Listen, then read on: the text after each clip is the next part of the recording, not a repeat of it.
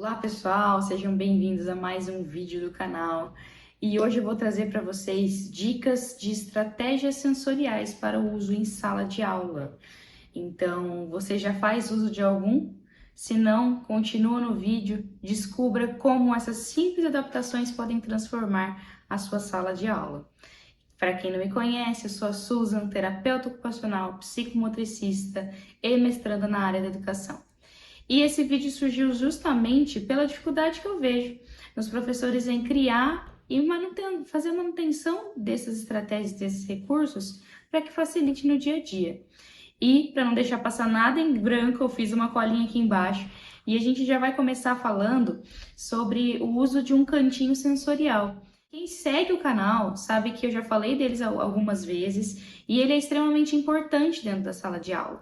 Por quê? Porque ele beneficia a todos. Então, ele pode ser usado de duas maneiras: ou de uma forma individual, mais afastada da sala, com menos barulho, menos ruído, ou então ele pode beneficiar a todo mundo e ser usado num espaço amplo, onde fique no meio, por exemplo, da sala de aula, e a criança, quando sentir a necessidade de se regular para se manter engajada numa atividade que está sendo proposta, ela tenha essa facilidade e esse acesso com o cantinho, com o uso do cantinho sensorial.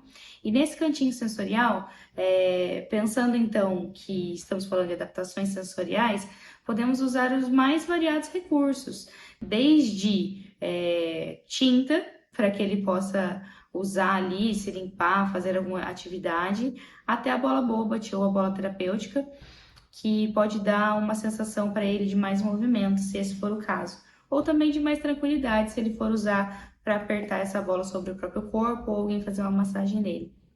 E além desses recursos, a gente pode ainda usar os fidgets, a gente pode usar almofadas de diferentes espumas dentro, diferentes densidades, tecidos que sejam de diferentes temperaturas, então ele pode estar mais gelado, como uma lycra, ou mais quente, como um cobertor, como um edredom. E o que é interessante no cantinho sensorial é que você pode criar com as crianças, porque como criança tem cada uma um perfil, cada uma age de diferente maneira, com o processamento dentro da sala de aula, eles podem dando dicas e você construindo junto e fica um espaço bem bacana para que eles tenham esse acesso e engajem melhor na atividade que você está propondo, tá?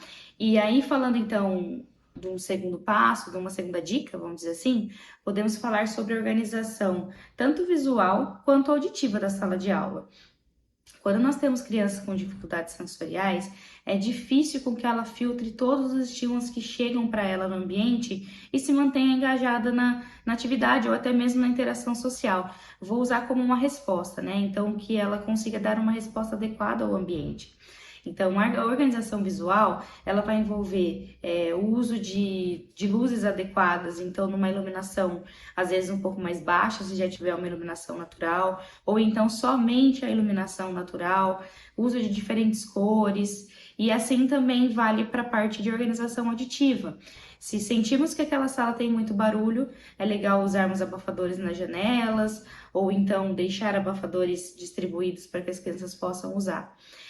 Isso tudo, quem vai sentir é o professor.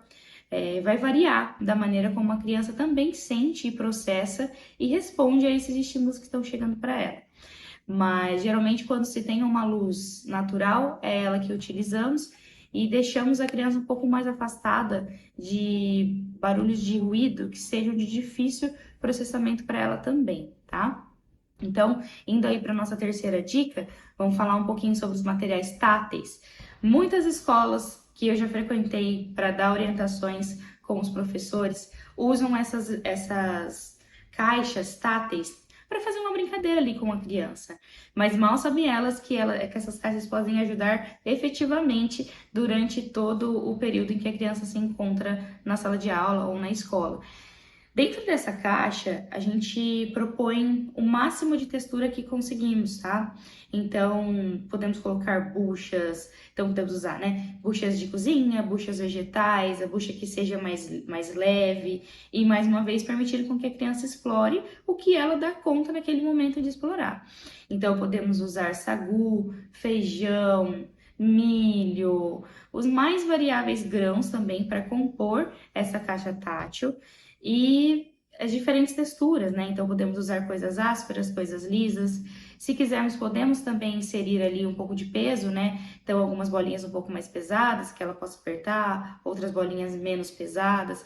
E aí a gente vai compondo então essa caixa sensorial e deixa disponível para a criança usar. O que vale lembrar nesse caso é que se forem crianças muito pequenas, o professor precisa estar atento, porque como tem recursos pequenininhos, ela pode engolir com mais facilidade. Então, mais uma vez, vale aí do professor entender o que ele pode oferecer para a turma que ele tem naquele momento. E aí, essa talvez seja a dica que eu mais goste, principalmente para aqueles buscadores de movimento. Então, a criança que ela está em movimento o tempo inteiro, ela nada mais está dizendo para o cérebro dela que eu preciso de movimento para me manter engajado no que está sendo solicitado. E aí vale, então, das brincadeiras de movimento. Usar os polichinelos, usar a carriola, óbvio que em momentos que ele não atrapalhe a demanda da sala de aula, né? Mas o que eu gosto de dizer para o professor deixe com que ele tenha pausas ativas. E o que seriam essas pausas ativas? Se você fez uma pergunta para ele, não obrigue que ele responda sentado. Permita que ele fique em pé, que ele ande para te dar essa resposta. Lembrando que é uma forma instintiva dele se manter ali no nível adequado para te responder estando em movimento. Então essas pausas ativas, elas costumam ser bem legais para esse tipo de caso. E mais uma vez, quando você utilizar de movimentos ativos, vamos dizer assim, então o polichinelo, o agacha, a brincadeira do morto-vivo, pode ser feito com toda a sala de aula, porque ela vai trazer ali elementos sensoriais como o uso da propriocepção no sistema vestibular, para que aquele sistema acalme e se mantenha mais engajado no que você está pedindo. E aí, olhando aqui na minha cola e indo para o nosso última dica, seria o uso da propriocepção. Então, como eu falei em alguns outros vídeos aqui também, a propriocepção, ela é quem nos dá um mapa corporal interno do nosso corpo, é quem faz a nossa consciência interna acontecer. E os receptores desse sistema, eles estão em todas as nossas articulações, músculos e tendões. E ele é o maior autorregulador que temos no nosso corpo. Então, devemos usar e abusar dele em todos os casos na sala de aula que sentimos a necessidade de usar com aquele aluno, né? Então, se a gente tem uma criança ali muito agitada, que busca o movimento, talvez o uso de propriocepção para ela pode ser adequado. E como então fazemos esse uso, já que os receptores estão aí em todas as nossas articulações, músculos e tendões? A gente precisa fazer com que isso seja pressionado, tá? Então, quando pensamos em uso de mochilas pesadas com as crianças, ela tá tendo ali um aterramento, tá ativando esses receptores e mandando informações para o cérebro de que tá tudo ok, podemos continuar com o que estamos fazendo. Então, podemos usar as almofadas mais pesadas desde que ele carregue de um lado para o outro, senão a gente não tem essa ativação desse movimento, desse sistema. E se nós formos fazer uma roda dentro de sala de aula, então que você peça ajuda para aquela criança em específico, para que pegue as cadeiras, puxe mesas, e faça com que aquilo seja um movimento ativo, mais uma vez falando, e usando da propriocepção. Ela é um grande aliado do professor e das crianças que necessitam dessa regulação mais adequada para estar adequada também dentro da sala de aula. Beleza? Então essas foram as dicas de hoje e conta para mim aí nos comentários. Você, professor, já usou algum tipo de estratégia desse porte? Ou então vai começar a usar agora? E também não esqueça de compartilhar, curtir, se inscrever no canal e também se inscrever no nosso WhatsApp, no grupo, para que você tenha contato com outros professores que trazem experiências e vocês podem trocar.